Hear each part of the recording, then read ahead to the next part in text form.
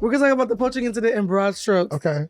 Just for the teachable moment. No shame. Yeah. Nobody's being shamed. Okay.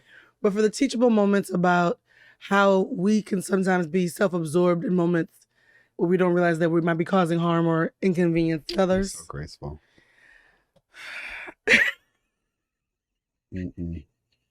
Every time you say that, it's always like in the African-American like adage of couldn't be me. You better than me. It is. The latter part in particular. You're so gracious. Yeah. Yeah, that means, girl, you sure you don't want to hit somebody? Listen. David, you sound amazing. I don't feel it. I was trying to take a nap before, couldn't go to sleep. And then Dre's ass lays down and goes right to sleep. I was jealous. Dre is such a tender, lovely human. Yeah. I would love to live in whatever bubble he's living in. Yeah. He met my mom. So he's the first man that my mother's ever met. Are you serious? And the last time you were here, you were single.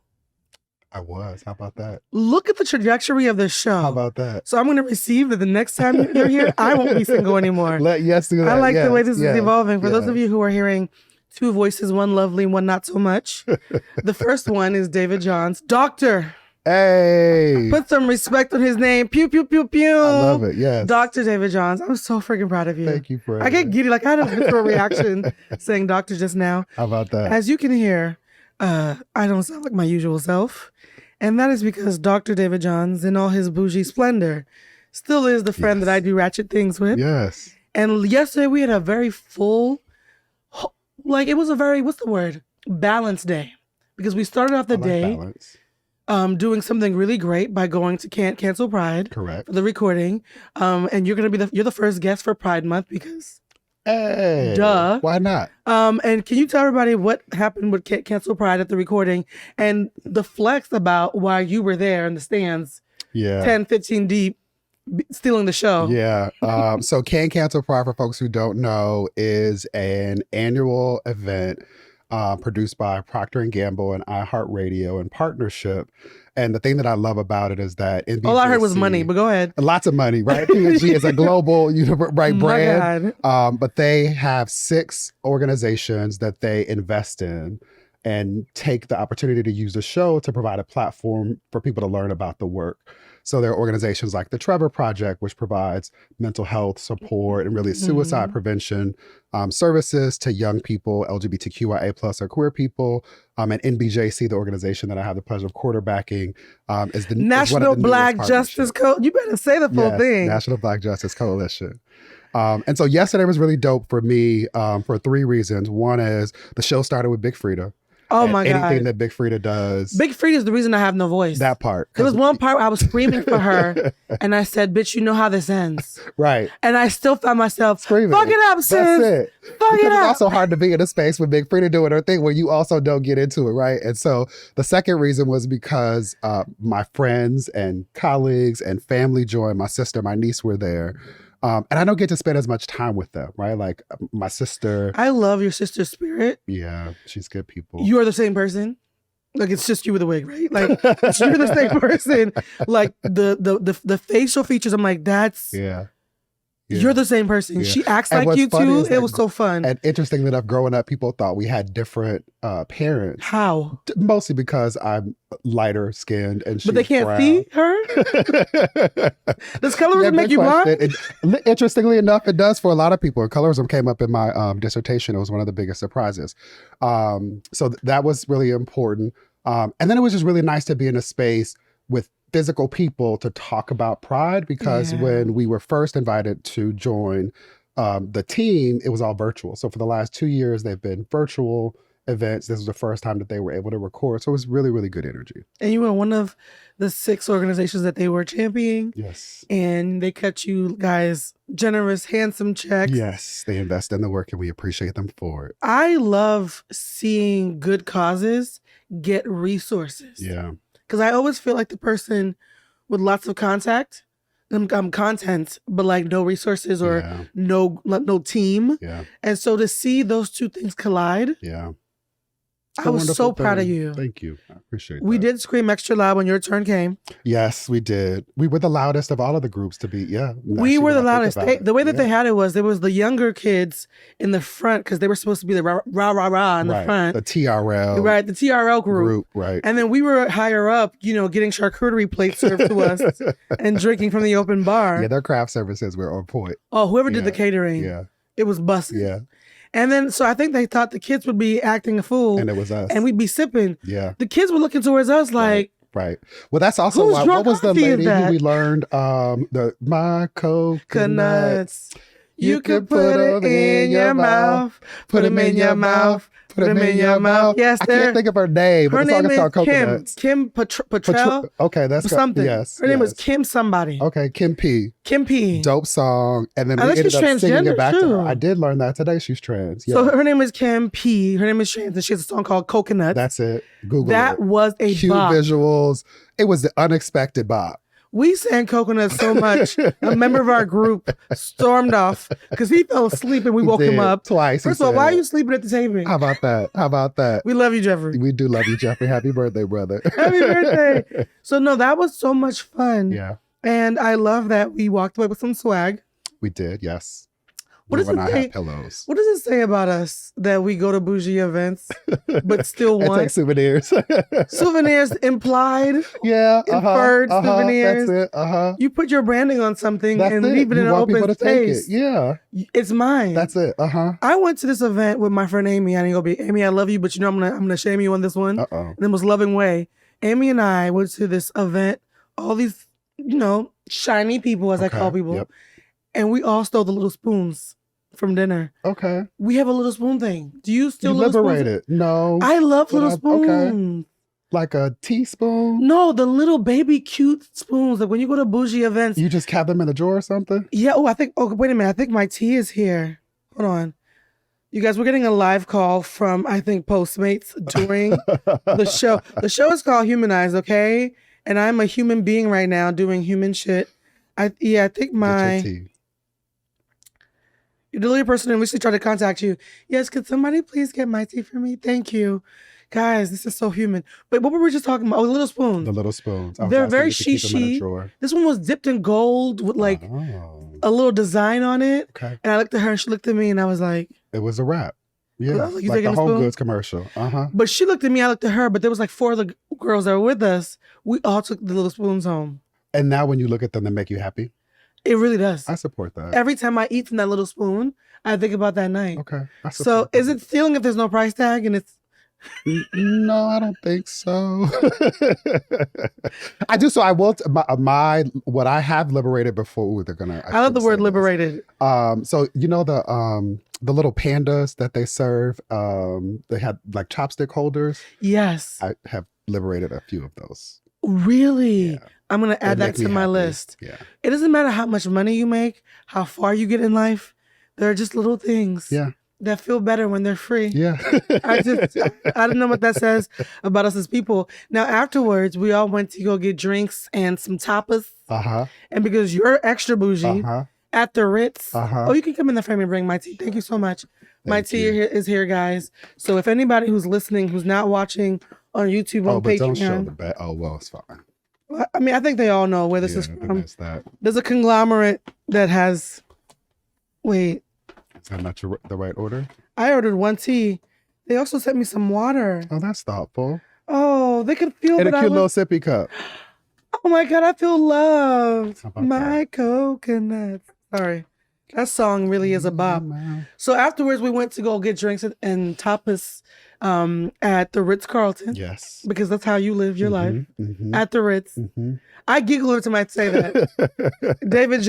Dr. David Johns is staying at the Ritz Carlton. It makes sense. We had a good time. What kind of time did you have at this turn up? Because we were the happy, loud Black people in a room full of really shishi Ritz Carlton. Yeah, apparently somebody made a comment about how loud our voices were. And I was like, look, we get to take up space just like everybody else. I had a good time. Somebody made a comment? Yeah. Was it a complaint or a comment? But probably right down the middle. Oh. Yeah. Maybe an observation. An out loud observation? Yes. That's called a complaint. Okay. If you're observing out loud and you're not happy. Okay, you're right. Words matter. That's what it is. Yeah, that's called a complaint. And one of the things I will say is I often feel judged for being a goofy, fun-loving intellectual. Because I feel like people sometimes feel let down that I'm not more serious and more buttoned up and more, stuffy. To see that many brilliant people around us yesterday who were undeniably brilliant, but just as goofy as me, it was healing for me. Yeah. Good times with good people. Yep. You get to be smart and do the work and educate and advocate. And have a good time. But still turn the fuck up without being judged. Yeah. Or you can judge, but I'm going to still do it anyway. I saw so many shades of the parts of me that are usually judged being applauded yesterday. Oh, I don't want to tear up. But it felt so good, right? Yeah. I do have people. Yes. I don't have to be othered as you got a big personality. Yeah. It could just be a bunch of big energies taking up space and clapping for each other. That's it. Yeah. And there was somebody that we talked about. We will not mention this person's name because they trigger you. They do. There was somebody that we know who takes up a lot of space who had judged you. Yeah. And I think this person felt the way that you and I had started hanging out. And when I tried to figure out why I felt more loyalty to you than to them, even though I've known them much longer, I realized it's because they only take and you give and receive. And I think there's something about your reciprocity that immediately makes me feel like whatever he does, I'm going to help him hide the body. I received that. Yes, thank you for I love how you were like, yes, that's exactly what I need. Now, you were there with your partner. Was it the first time that everybody had, were there people who had just met him for the first time? No, I think he met, everybody in that crew met him before, with the exception of Dr. Van Bailey. We love Van Bailey.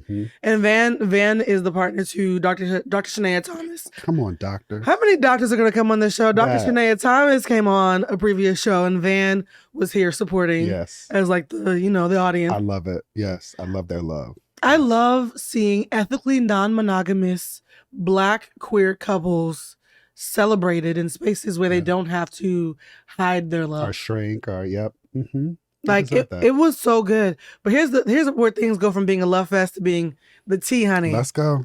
So after you left, a couple of us stayed behind. It was me, my female friend, and her male companion. And if she sees this episode, I'm going to sit in what I'm saying. Yes, as you should. The show's called Humanized. And part of being a podcaster, part of being a media personality that I've learned is your life becomes your content. Yep. And so you have to figure out how to be authentic to yourself while not, how do I say, putting people out there. Yeah. So I'm not going to use any names. Yep. After you guys left, it was the three of us. You went back to your room at the Ritz. You're so bougie. And it was also late. I was tired. Yeah, it was 12:30 when you left. And I should have left too. And the waitress comes over and says, the next round of drinks, there are two gentlemen who would like to buy drinks for all of you. Work. Including our male companion. Work. And I was like, okay. And we were like, who? Because you also can't send drinks to just one person in the party or two people in the party. You got to buy everybody drinks. Right. It's just etiquette. And because my friend was peacocking last night, that was my first thought, whoever wanted to send her a drink was probably just making sure to be nice. Because to include the guy even, because some people don't like to, some men do not like to buy drinks for the guy in the group. They shouldn't be buying drinks. Exactly. So I'm like, whoever this is has good home training because they bought it for all three of us. Right. Second round, they were like, you can have another one. I said, now, hold up now. My husband could be doing this. Who is this? And she said, well, the person who it is wants you to know that they want to know if both of you are single. Now I'm like, oh, it's not just the peacock. Right. My drunk self cackling in the corner. Okay. This is cute. It is cute. This is very cute. And I prayed on this, so I received it immediately. As you should. I didn't fight. I was like, oh, why is this happening? I was like, no, honey, thank you. Yep. Jesus, God, Yahweh, Allah, all of y'all. You showed up, Buddha, thank you.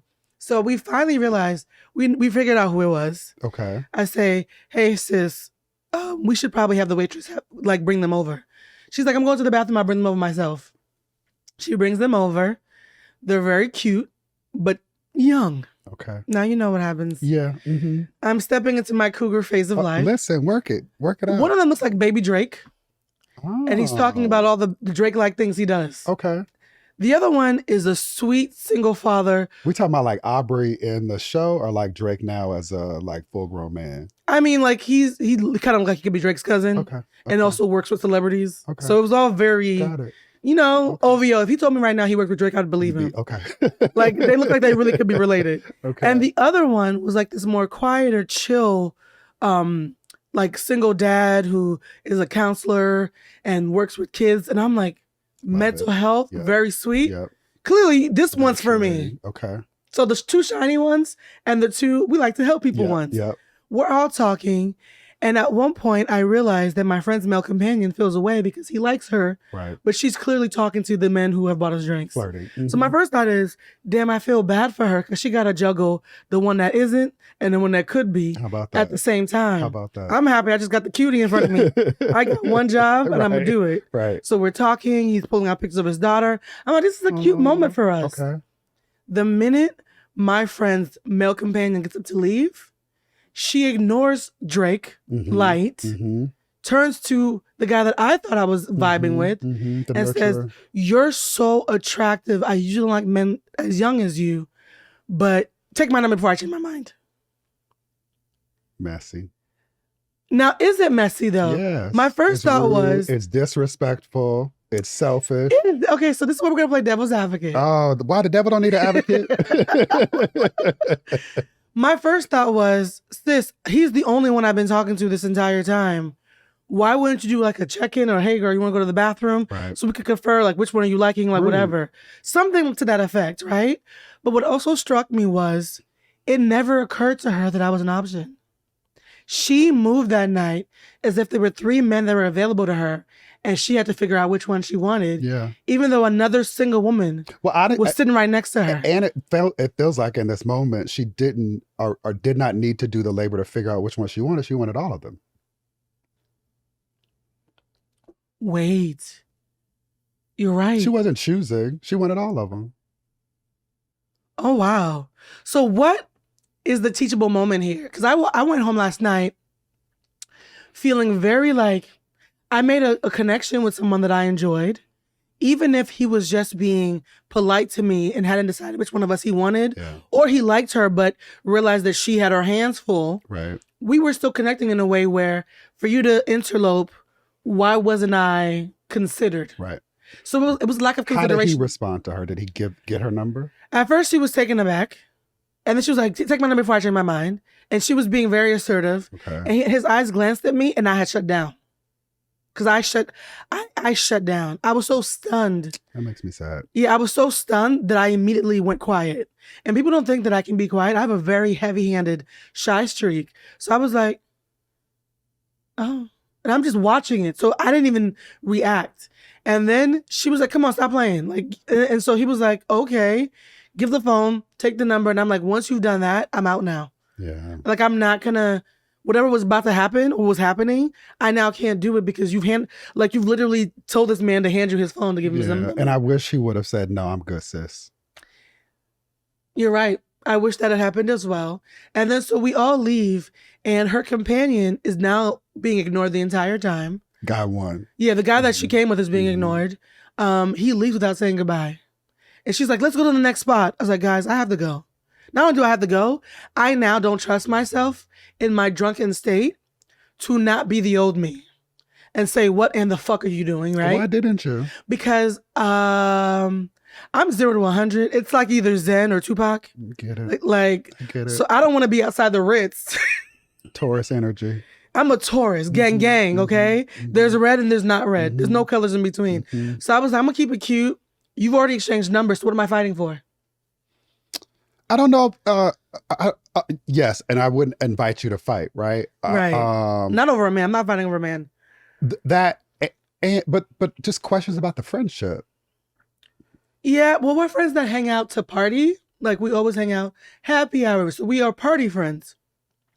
So I don't think we've had the deep conversation that maybe would have made her think more of it, but I could have been making excuses as well. That's what it feels like, friend. Because I'm prone to that. That's what it feels like. So at the end of the night, she's saying, let's go out. I'm saying, hell no, I'm not going out. She said, do you want to go out? I said, there's 100% chance I'm not going anywhere else with you guys. That was the spiciest thing I said. I was 100% clear. And he said, well, I want you to come out. He said he wanted me to come with him. Guy 1 or guy 3? No, her guy left. The guy that I liked, that she had poached, said, I want you to come. I said, absolutely not. I'm not third wheeling. And where was Drake? He left at this point. Drake had left too. Okay. All the men she discarded left, and the guy that I liked was the only one left. And so she was like, well, let's go then. Like to him. And he's like, no, I'm going to wait for your friend to get in an Uber first before we leave. So I was like, all right. And at that moment I said, hey, you know what? You seem really cool. Let's exchange Instagrams. We exchanged IG. Did you check his stories? Did they go out? We'll get into that off camera. Okay. So he walked me to the Uber. He was very chivalrous. Yeah. When I tell you everything on my list, cute, chocolate, paternal, just no boundaries. Emotionally intelligent. But I do think though, because he was younger, men in their early 30s are a little bit. They move different. They've seen assertive, attractive women saying, take my number. And they're like, okay. The other one's not saying anything. So not to make excuses for him either, but most of my nice guy friends would have done the same thing. And then he said goodbye, and then she dragged him off like by the elbow, and they left. Was she wrong is the question. Yes, absolutely. David, there's no room where she just didn't know what she was doing. Possibly, and she was still wrong. Explain, elaborate, because there's going to be somebody out there who thinks that she's the hot girl in her group, right? Who in her mind is making her other friend the sidekick, and who doesn't see anything wrong with not taking into account that 2 single women are in the equation. Yeah, so at a minimum, she's selfish as shit. Oh, okay. Right? The lack of regard for consideration of acknowledgement of the fact that you were engaged in a conversation with this man makes her selfish. Okay. So at a minimum, she's selfish. And we all have those moments. Like, nobody's being demonized. The show's called Humanized. Even good people can be selfish. No, most definitely. I mean, again, like, I used to get frustrated when I was in DC because I would often get asked to like make job recommendations or references for folks. Right. And almost always when it was a Black candidate, there was like this question of like, are they self-interested? I'm like, well, people are human. Everybody's self-interested. They do things that are in their own self-interest. Right. And so I want to be like, that for me is not the issue. The issue is that there was no regard for anyone else in that space. It was simply all about her. There was no regard for guy number 1. Any of them. They could have, it feels like 3. They're all inanimate objects. She's just shuffling through. So she's selfish. Right. It feels like she's an attention whore. Wow. These are words that I'm not brave enough to use. Okay. Yeah, and she's not compassionate. You deserve better, friend.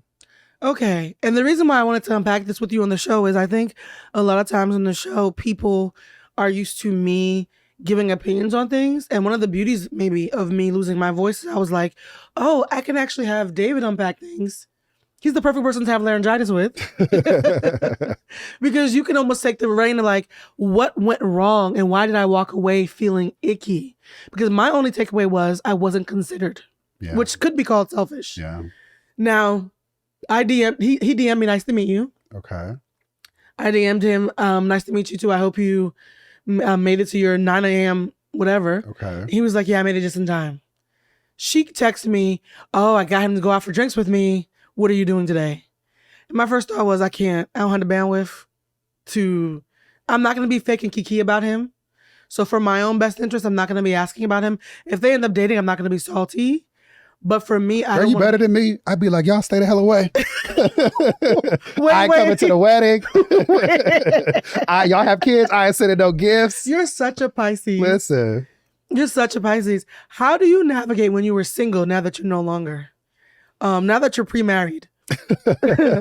I've met Dre. You are pre-married, honey. Yeah. How did you navigate going out with other single friends, looking for people or out to mingle, and made sure that nobody was stepping on anybody's toes? Because that's what I think what happened. Me and a friend are having a moment of we're eligible and there's 2 single men, and she didn't know how to navigate having space for both of us. How did you navigate when you were single? Or was it, first come, first serve, shit out of luck? No. So 3 things just came to mind. One is that most of my friends, not most, but many of my friends, let me not do it that way. it was hard for me, right? So when I'm out social and it's like a work professional thing, I'm only really thinking about work. Right? Even if somebody really hot came up to you? You had to like write a note, like, do you like me? Yes or no, circle one, like, and slide it in my face. Like, I've had people be like, did you not see or notice? Like, no, it's like we have that in common. It's a work thing. Yeah. And I often met men via apps, right? So, that makes sense. So it took seldom was I in a space and had to negotiate that. The other thing is that like my friends, like other same gender loving men, like Jeff and I don't like the same guys. You don't? No. So that also makes it easier. I'm trying to think. I don't think that I've ever been in a space where, but I think the other thing, if we were in a space and there was someone who was either flirting with both of us or whatever, we would have a conversation. They would, exactly, right? Like, let's go to the bathroom. I really thought she was going to pull me aside and be like, sis, which one do you like? Yeah. And we would have been like, damn, we both like the chocolate one. What are we going to do? Let's flip a coin. Honestly, I would have been like, well, let's see who he gravitates towards. Because then I would have been on notice that she liked him too. And we would see what naturally happened. No, she liked herself. She didn't like it. Yeah. Yeah. At the end, though, there was a moment where I said, hey, you know what? I'm leaving, but I want you to know your friend left. And I think it was really unkind that you discarded him the minute these two guys came. So you might want to call him later because even though men try to act big and brave, they have feelings. Yeah. At that moment, Chocolate Kick Thunder over here says, yeah, I was thinking that too, actually. Even he chimed in. He was like, yeah, the way you discarded that brother was a lot. And she was like, screw him. He only likes white girls. And I was like, regardless of what his type was, the fact that a man got out of bed to come spend time with you, space. He still liked you enough to show up. Yeah. At least be kind to him while he's sharing space with you. And that's when the guy number 3 said, I really like the way you think. And I was like, yeah, we were having a great conversation before y'all exchanged phone numbers. Right. And interrupted it. So here's some women really don't think men have feelings. So I think there's some of that as well. Like in her mind, men are like fun playthings. Possibly, but you aren't. So the thing I'm thinking about in this moment is like, okay. I don't think that there's somebody who's going to say to her a version of what you said for him. Right. Acknowledging your feelings. Oh, I see. Yeah, you're right. And the struggle I'm having is like, how do you now share space with her going forward? To be continued. Okay. On Humanized. Okay. And this just shows you that dating is ghetto in LA. It's ghetto in a lot of places, friend. I said this before in the episode with Damage. There's pee in the dating pool. Yeah, I remember that. I laughed out loud. The dating pool has pee in it. I was so upset. Yeah, uh-huh. This is a perfect example. Yeah. Even when it's like, yes, finally. Have you considered a matchmaker? Have we talked about that? I don't think we talked about that. I don't know. We'll discuss that. Okay. Maybe a matchmaker. But my dream is when I find my person is to have a travel buddy. I want my person to travel with me. Yeah. So you lived out a dream because you and your beloved yeah. traveled to Paris, London, and all the places in between. Yeah. Can you share with us what it was like considering you were single a few months ago to suddenly being in a pre-married relationship in Paris with your beloved who's made it clear to all of us that you're not going anywhere? Yeah. Direct quote from Dre, guys. I believe it.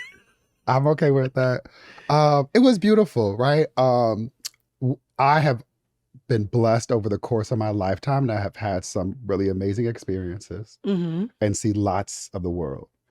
And I don't want to make this like into a movie moment, but there are definitely flights that I've been on and have thought like, oh, this would be nice to do with somebody else. And so You're still the same person. I love you for saying that. To have him, and it was his first time in Paris. So like, there was also this like childlike innocence. Like in my mind, I'm now thinking about him singing the Guards Change at Buckingham Palace, and he was just giddy. Oh, I love that. And so there are a part of it. I can imagine that like parents feel this as well. Like when you watch your children experience something. So it was really beautiful to see. What is that, Schadenfreude, or is that the other one? There's like a German word for like getting joy from watching someone else.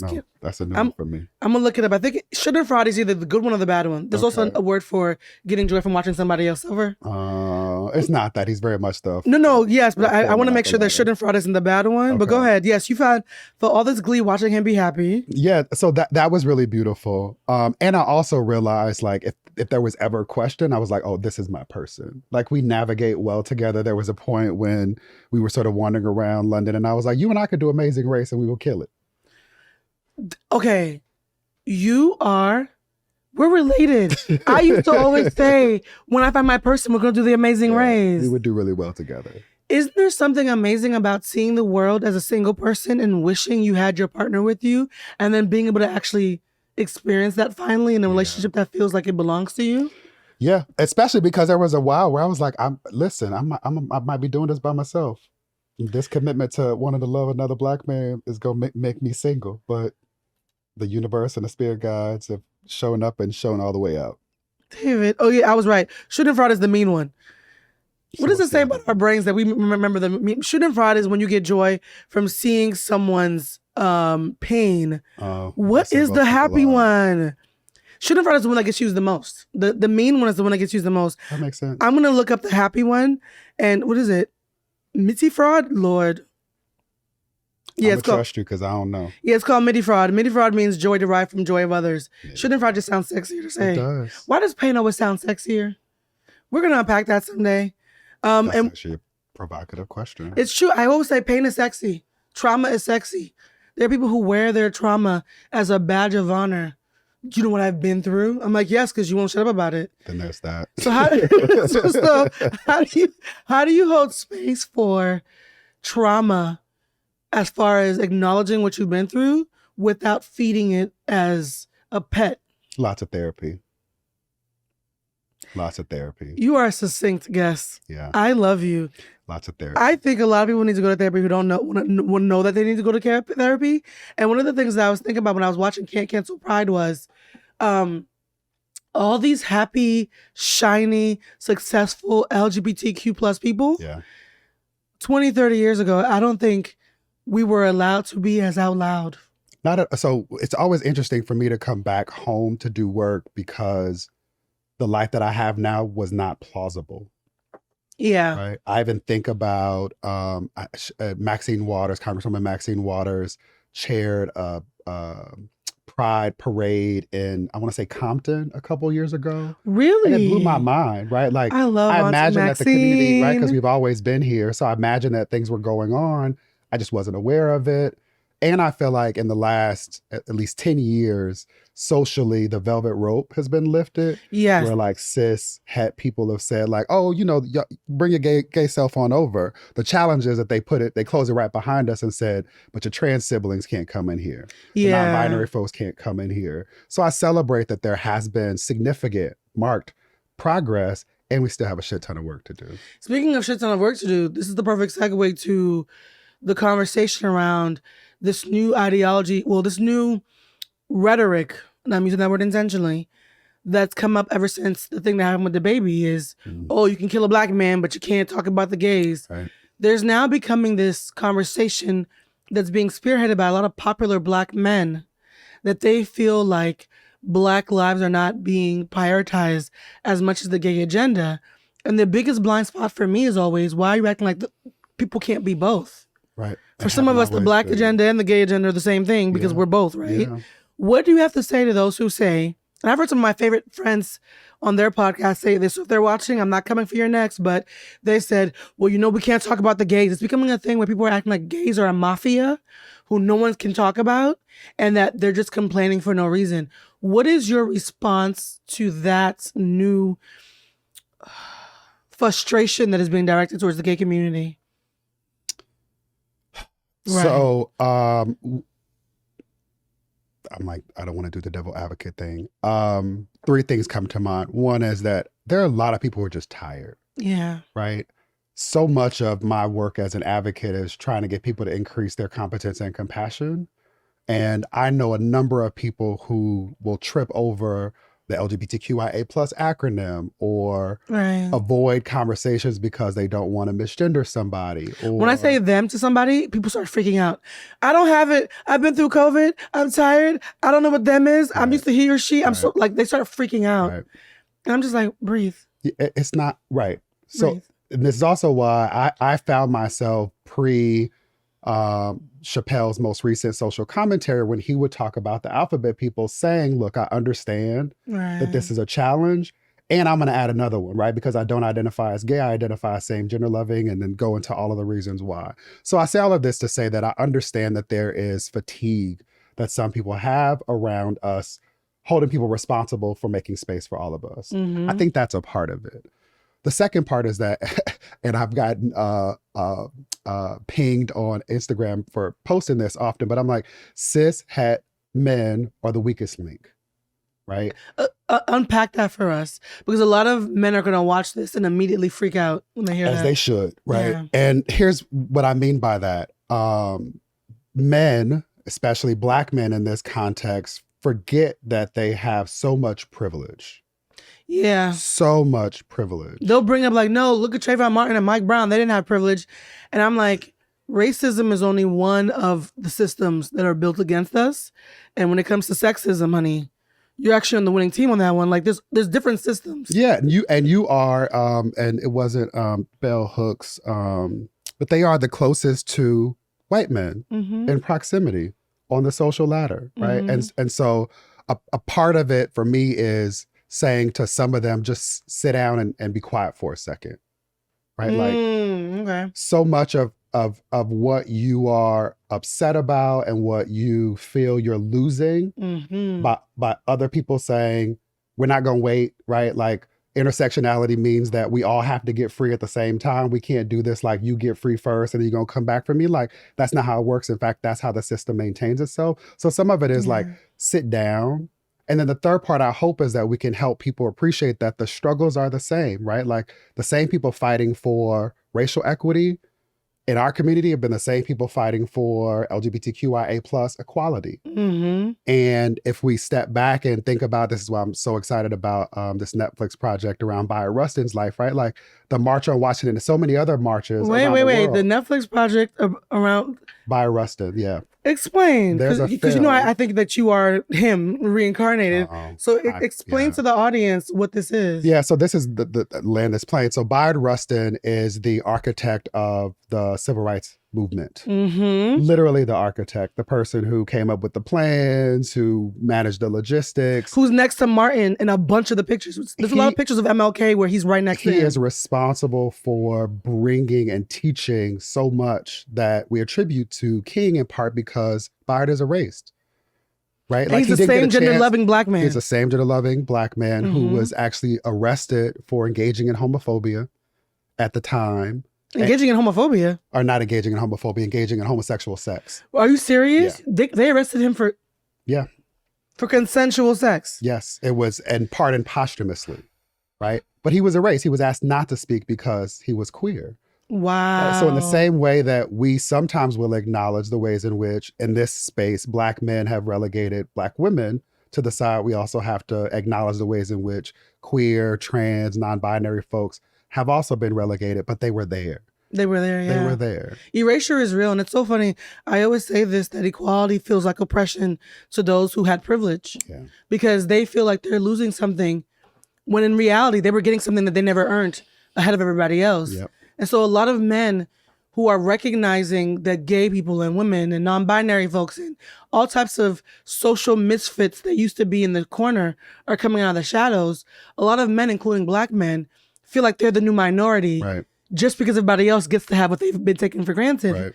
So it's like, what do you say? Or at least in theory. In theory. What do you say to the folks who were mourning Kevin Samuels because they were his devotees, because they felt like he was championing for men finally having a voice again? I'm not sure when they ever shut up, but like, what do you say to all the folks who were so devastated by Kevin Samuels being lost because they thought that he was a champion for Black masculinity? What I would say to them is, do you have a mother? Oh, snap. Or a daughter, or a sister, or an aunt, or a grandmother? Are there female identified people in your life that you actually love? And why would you ask that question? I love it so much. David, you are so energy. Amazing. Because the answer to that question would allow me to then take the next step. If the answer is no, I don't, we're not having a conversation. Right. You're not equipped. And nothing for else to talk about. Right. If the answer is yes, then I want to unpack how it is that you can laud this man who has made a career, most recently as a YouTuber, disparaging women and Black women in particular. But what about those who say he's telling it like it is and saying all the stuff that you woke folks won't say anymore? I don't. So that and this is probably my queerness with a capital Q. I don't understand that. I've never understood that. And I just call bullshit. Really? Yeah, I don't understand the and this came up again around Chappelle's social commentary that like, I appreciate that person for saying the thing that we all, then just say it. And actually, the thing that I've been struggling with is what's coming next. Yeah, that's true. Right? In a world where people saw Kevin Samuels being cruel at times and celebrated it, right? Yeah. Like, I would see some clips every now and again and would often cringe, like, why are women calling in? Like, why are people engaging in this conversation with him? I'm not naive, right? Like, I grew up watching Jerry Springer, so I know there's something about what that does to us. Mm-hmm. And I wish that people would be more critical of folks who intend on doing us harm. Also, too, I think sometimes when one thing resonates with us, we assume the source is full of more goodness. And so sometimes people are just one-hit wonders. Yeah, broken clock is right twice a day, right? Yeah. So there was a time where I saw a video of Kevin Samuels. The first one that actually went viral was he was telling this young lady that she was being a hypocrite because she had just started making money a year previously, but was being very condescending towards men who weren't making the amount of money she just started making like 10 minutes ago. Okay. And he was like, it's hypocritical of you that you just started making money, but that you are being this rigid about financial X, Y, and Z because there's a grace that people were showing you up until last year that you're now, the minute that you've made it, F all you broke niggas, you know what I mean? And so in that moment, I was like, I do understand saying, hey, sometimes when we have a checklist for what we want, it's things that we're aspiring to have, but don't yet have. Right. And if you're asking your partner to show you some grace while you're climbing, you too have to show grace while they're climbing. Okay. And that moment, I was like, oh, I actually agree with that. It all went to shit after that, though. Yeah. And I think a lot of folks might have had moments with him where he said something that actually made sense. Right. And they took that as an excuse to let everything that he was saying fly. But when do we get to this point, right? Like, I don't understand how we live in a world where Oprah has made her career showing up and being consistent. That's true. In the delivery of the content. That's true. And we want to afford similar social space to people who just don't. Yeah. It just doesn't make sense to me. One-hit wonders who get to leverage it and capitalize on it. Yeah. And also, people are commodifying, breaking up the Black family in a way that when I was younger, I thought that was like something that conspiracy theorists said. Yeah. But now that I'm watching social media, I'm like, oh my God, gender wars is clickbait when you look at urban media outlets, and it's actually sexy because they know if they say something that makes men mad at women or vice versa, it's going to go viral. Especially if it's Black folk. Especially if it's Black people. And it makes me really, really sad. What do you say to those who say, why do we need Pride Month? Considering the gays won't shut up. Yeah, we were in London at the Tate Museum, one of the largest modern museums in the world. And there's a sign that I'll never forget that said, what do you call, I have the picture, but what do you call, if February is Black History Month and June is Pride Month, what are the rest of the months in the year? And the answer was discrimination.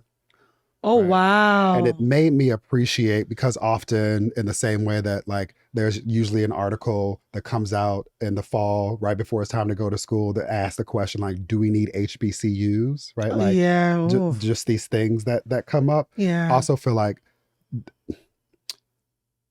there's something to be said for symbolic recognition, right?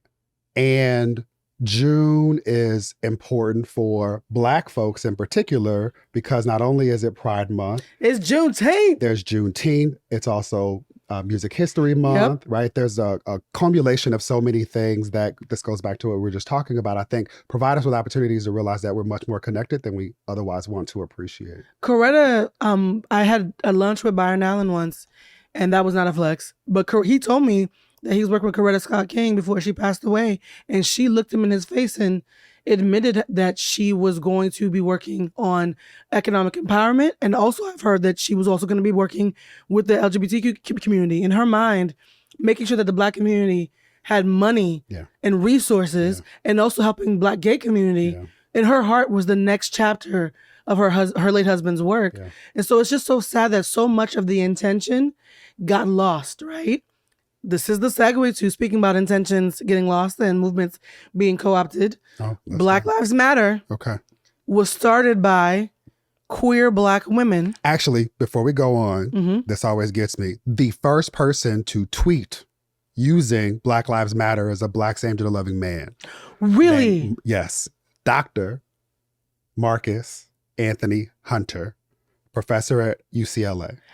You guys, I know you think I'm a know-it-all. I've never heard this before. He is the first person to tweet the term. Really? Now, let's be clear. Give the sisters a credit where it's due. The three sisters, Opal, Alicia, and Patrice, popularized it as a result of their organizing work, but the first person to use it is Dr. Hunter. Shout out to you, Dr. Hunter. We just learned something. You see how we're starting our Pride Month? I kind of love this.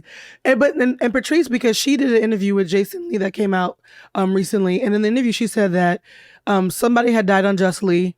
And I think it might have been Alicia or Opal, I'm not, one of the other two, wrote. Alicia wrote it. Yeah, wrote Patrice a beautiful love letter. Patrice read it and said, you said Black Lives Matter in this letter. Yeah. We need to put a hashtag on that and make it a thing. Yeah.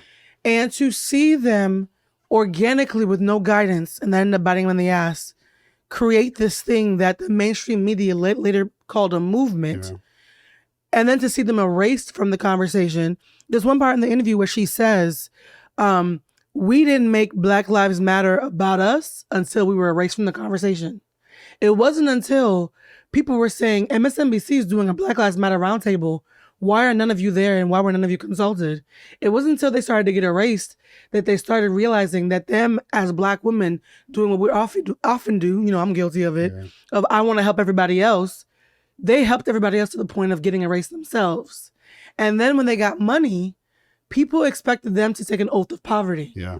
And one of the most powerful questions that Jason asked was, how do you feel that people expect you to take an oath of poverty? And she said, you guys expect your leaders to die for you, but not be able to provide for their families. Yeah. And she was like, I bought a $500,000 house in Los Angeles. That's a shack for those who live in middle America. $500K for a house in Los Angeles is a crack house in any other part of America. Yeah. So she bought 3 very inexpensive houses in one of the most expensive markets in the country. Yeah. And that was, we opted to say that she went on a real estate bender. Yeah. My question is, how do you feel? She was gracious, and you always say I'm too gracious. I think she was in this point. She said, they didn't protect me as a Black woman because I think Black people in general don't know how to protect ourselves in general. Right. What do you say to people who come after BLM for the way that they handle their money in a way that it feels like they think that none of them should get paid for any of the work that they're doing? I think that's foolish.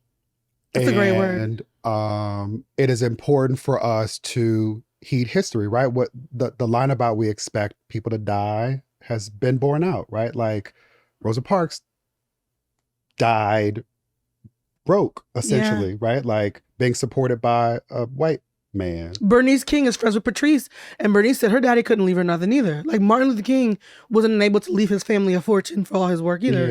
Yeah, and so, which is also when I think about it, right? Like this came up years ago with the reality show with the preachers.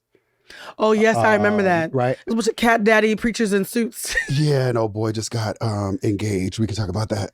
Oop. Anyway, so that came to mind because I think that I've had more conversations about pastors and whether or not they should be wealthy in ways that are very much related to this, right? Like people should be able to do good work and live a good life at the same time. So I think it's foolish to have the expectation that people are going to do movement work, literally put their bodies on the line and not be able to live well. Like, you saying live well? A $500,000 house in Los Angeles is just eating. Yeah. And so, like, a part of me watching the interview, I will say the sensationalism of how it was packaged made me go, ooh, I hope she's not doing anything funny. Yeah.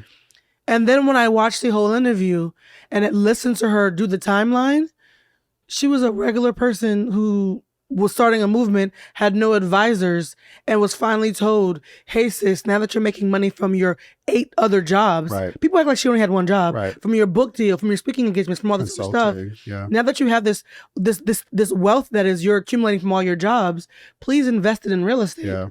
We tell Black people all the time, people of color in general, invest in real estate, create generational wealth, be civic minded, help your community.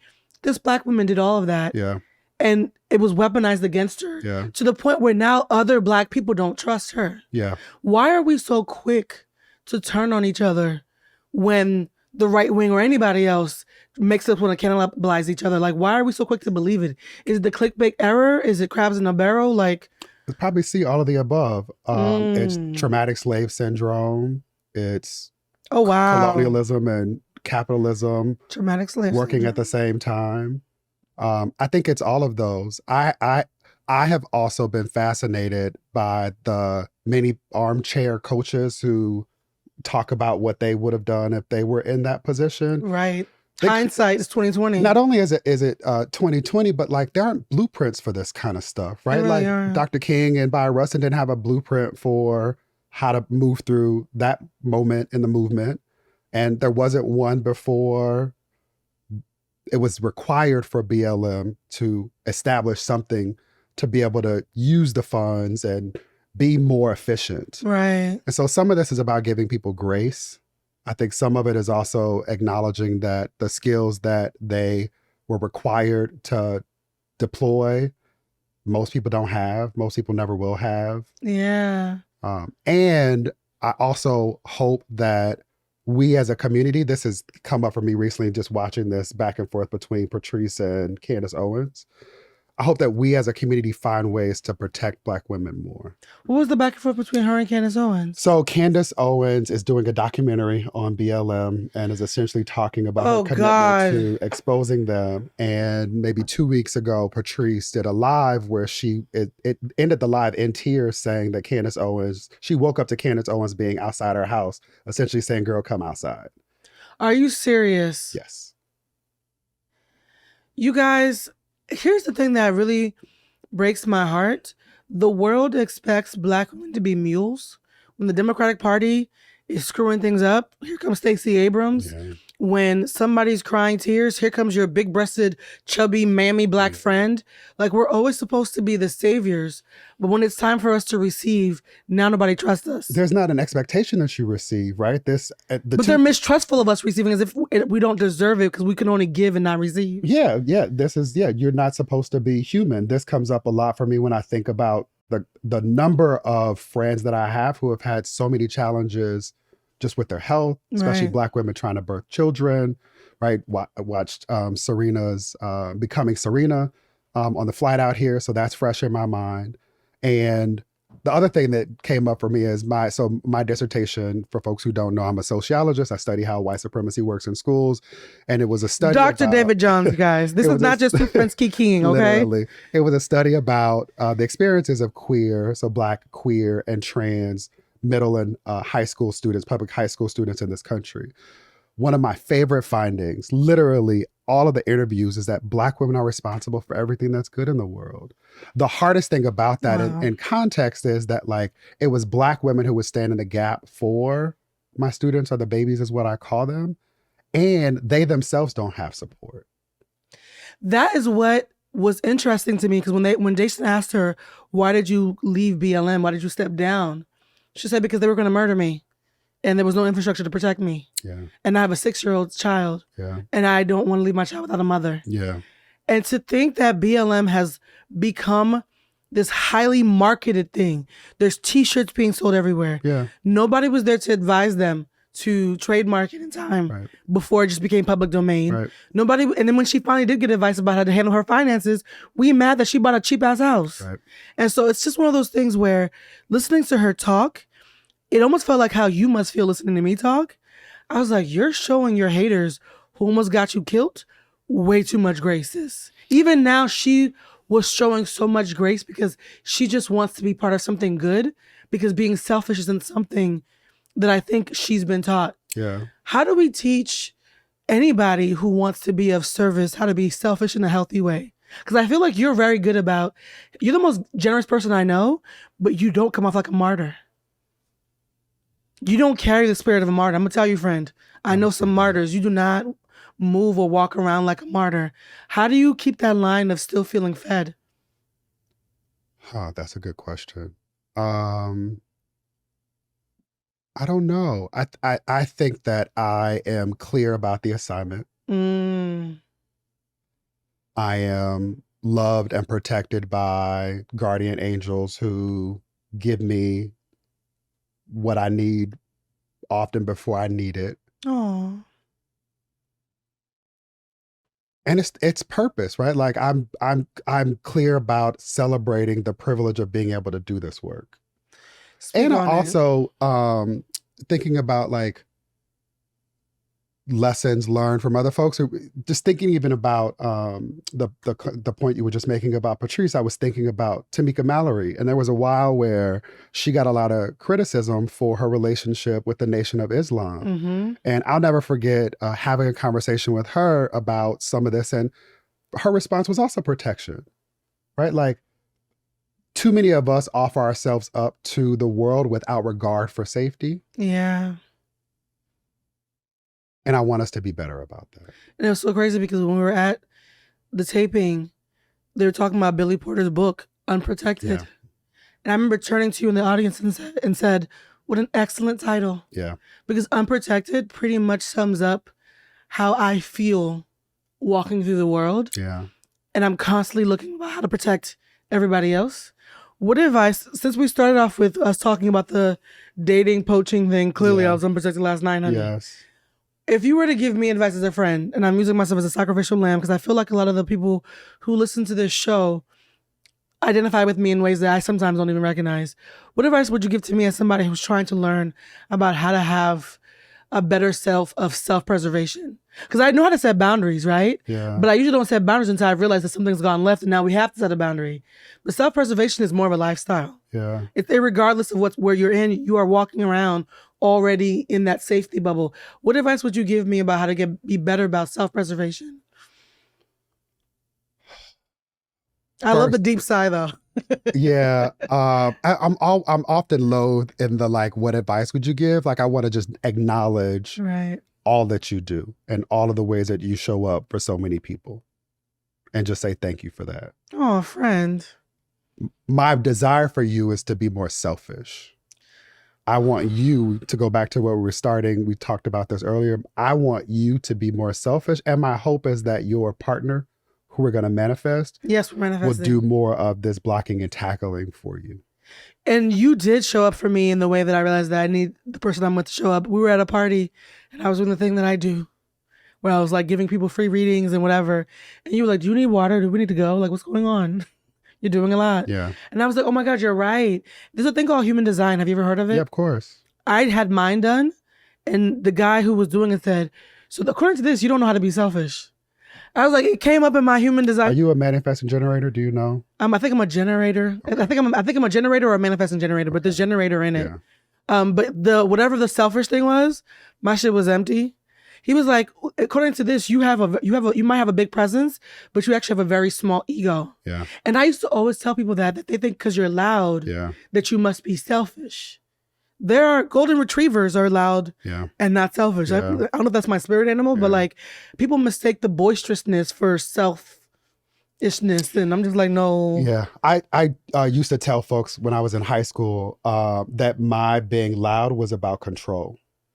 Wow, how self-aware is that? Yeah, so like if I am on and curating, then I get to present in and what I choose to. And give a framework for what you want to.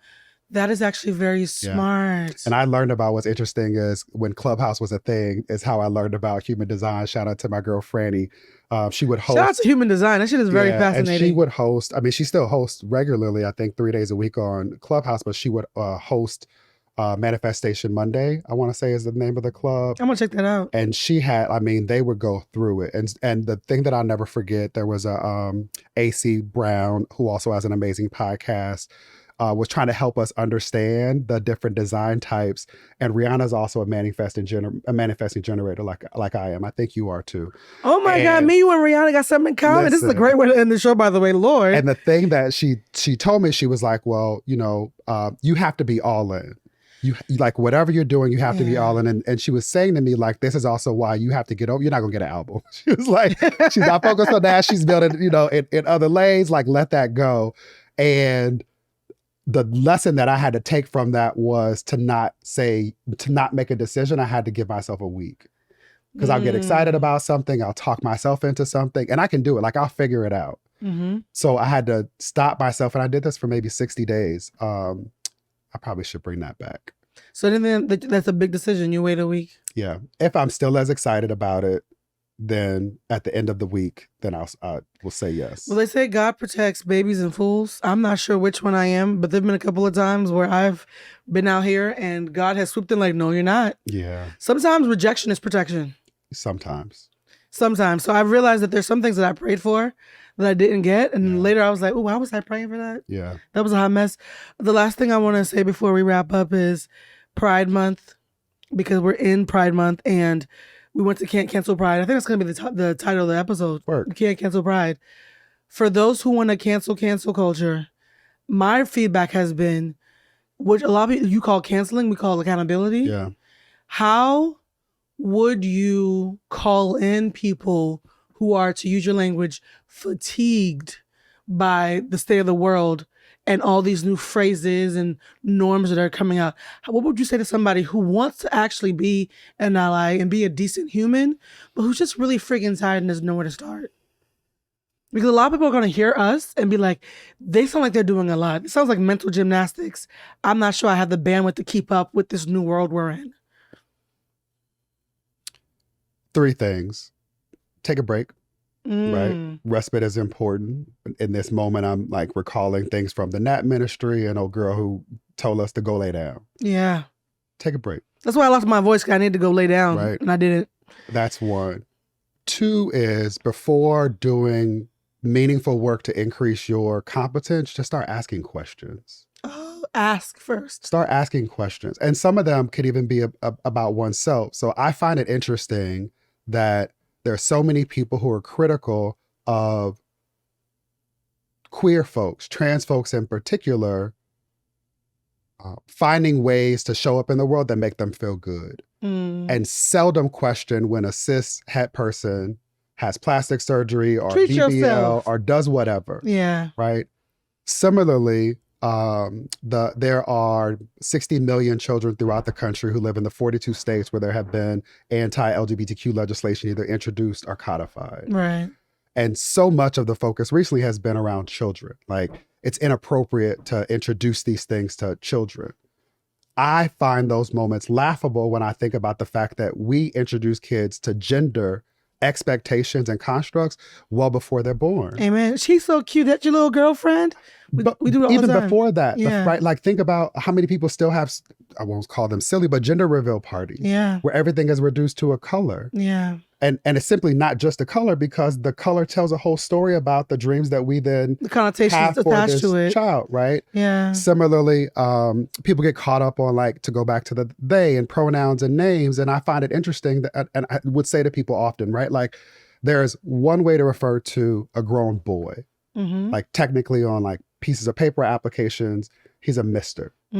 There are 3 ways to refer to a grown girl. That's true. Miss MISS, Miss MS, or Miss MRS. And each of those come with different designations politically, socially, economically. And they're all tied to one's relationship to a man, presumably in a cisgender heterosexual relationship. But Mr. stands alone, yeah. Yeah. But all that is by design. Yeah. And so I would invite folks who are tired to take the break and then just start being more critical about the world around you, the things that you otherwise take for granted. And then the third step to shift from being an ally, and I hate the word ally. If I say to you, I'm an ally of purple people, what you know is that I'm not a purple person. True. It's othering. True. That's very true. It's not the goal, but it's othering. The other thing is that now people are like going to the store and buying their ally jersey and wearing it. And they think because they watch RuPaul's Drag Race or they can quote a Todrick Hall song or they've donated to HRC, right, that they are now an ally. The third part of this is becoming an active accomplice in helping people get free. Active accomplice. I love that. And in that regard, there are organizations like NBJC. There are brilliant people who are out here living and teaching and learning. Hope Giselle, Ashley, Marie Payton. There are brilliant people who share so much. Dr. Van Bailey, who you can follow. You can find ways to support. Their books. We talked about Billy Porter's Unprotected. Janet Mock has a book that's been seminal. There are resources that you can use. Robert Jones has a book called The Prophets that if you are... I've heard great things about that book. It's amazing. I say to everybody, if James Baldwin and Toni Morrison had a literary baby, it would be him. That is sexy and amazing as hell. Oh my God. So find the resource. All of this to say that there are resources that exist. So take the nap, start being critical, and then find things to feed you so you can increase your competence and compassion. David... You are amazing. Thanks, friend. As are you. I want to thank you and the National Black Justice Coalition for the work that you've done. I also want to thank anybody who has lasted this long, hearing me squeak through this. This interview was brought to you by God, chai lattes, guzzling honey. Shout out to Kess, my facialist, who the reason why you look at me right now and I'm really shiny is because I just got a facial, so I'm not allowed to put anything on my pores for the next... Let your skin breathe. I'm letting my skin breathe. That's one thing about having makeup and being on camera all the time. Yeah. My skin had so much makeup in my pores. Yeah. That lady went digging. Listen. Yeah. But this is such a gay conversation. This is such a Pride Month conversation. Like, yes. No, let's not do that. No. But here's the thing. Here's the thing about the LGBTQ plus community. One thing that I've learned from all marginalized communities is when you are othered, you've had no way to try to create beauty wherever you are. Yeah, that's true. And I do believe that the reason why so many people in our community are so good at creating beauty is because it wasn't built for them. Yeah. Like, we don't have beautiful things around us. Yeah. And so I think that stereotype that was supposed to be demeaning is in a weird way unintentionally acknowledging that we have to create beauty because y'all not gonna make it for us. That's true. We have a partnership with Sephora that I'm super proud of. If you are in New York Times Square area, go to the Sephora store and then look up and you'll see a quote from me about Pride Month. They're You're super so important. I love you. But one of the reasons why I really love the partnership with Sephora is they have been intentional in acknowledging exactly that and creating space for members of our community and all of our diversity to show up. You see that? So super thoughtful. A detour about skincare. Yeah. Turn into that. And the other thing that I think about is I have straight, cis, het male friends who get their manicures and pedicures regularly, who stay in facialists, right? Who go to the spa. I convinced Damon should get under eye cream. I mean, I was like, a little bit of skincare, bro. That's it. So let's normalize everybody being able to, live well, look good, and be safe. You guys, this is what friendship looks like. Do you see how you just make me better? David, you're always a joy. And the next time I see you, feel free to bring Andre to sit in the audience and chill. I can imagine the look on his face if he was here. Yeah, that's my baby. I love watching your love. Thank you. It's very healing for me, and I'm sure people who don't even think to mention it. And part of Pride Month for me is I want us to normalize letting everybody feel lovable. Yeah. That's what I want. You can't cancel Pride because I think a lot of times we make it political. Yeah. There's nothing more political than being desired and loved and feeling worthy. And to that point, that's why I use same gender loving. I say it, I don't use gay because gay is not only a political identifier used most often to benefit gay white men. This is in part why people are fatigued and feel like you can't say nothing to them, right? Like, that's the part I understand. The part that I want to recenter is that we're going to move away from all the deviancy, the negative stuff. People think about sex. They might think about HIV, and let's center love. That's the perfect note to end on. Let's center love. You guys, this is Humanized. Thank you for rocking with us. Please give us a 5-star rating on Apple and write a review because it helps the algorithm. Please share the show with a friend because I think for Pride Month in particular, there's going to be a bunch of people who agree and disagree with you. That's fine. Who still need to just hear keep it cute. Keep it cute. Who needs to hear this conversation? David John's with the shits. So don't go on his page talking crazy because he might talk back. Oh no, I will. Yeah, I will respond to the comments. And I'm from Inglewood, California. I still fight. I love that. Censor love. Yeah. But I still fight. That part. On that note, have a great Pride Month, guys. Bye.